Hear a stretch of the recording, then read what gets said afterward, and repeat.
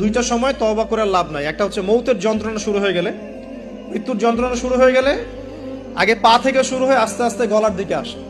হাদিসে যেমনটা এসেছে, সূরা ওয়াকিয়ার মধ্যেও আছে যে পায়ের দিক থেকে যন্ত্রণা শুরু হয়ে আস্তে আস্তে আস্তে আস্তে এই গলার দিকে আসে, এবং আত্মাটা গলার এখানে যখন চলে আসে, এখান থেকে মালাকুল মউত আত্মাটাকে নিয়ে চলে যান।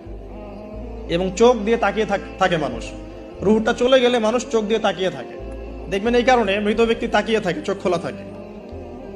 এবং তখন আসমান থেকে সিঁড়ি নামিয়ে দেওয়া হয়, ওই সিঁড়িতে করে আত্মা চলে যাচ্ছে, ও তাকিয়ে দেখে যে আত্মা চলে যাচ্ছে। এবং মানুষ মারা যাওয়ার পরে চোখ জীবিত থাকে অনেকক্ষণ। মেডিকেল সায়েন্স যারা পড়েছে তাদেরকে জিজ্ঞাসা করবেন, মানুষ ডেড হয়ে গেলেও চোখ দেখবেন আরো কয়েক ঘন্টা, হয়তো আরো নির্দিষ্ট একটা সময় পর্যন্ত চোখটা কিন্তু জীবিত থাকে। এই জন্যে চোখ বন্ধ করে দিতে হয়। যাই হোক, যেটা বলছিলাম যে মৌতের যন্ত্রণা শুরু হয়ে গেলে তওবা করে লাভ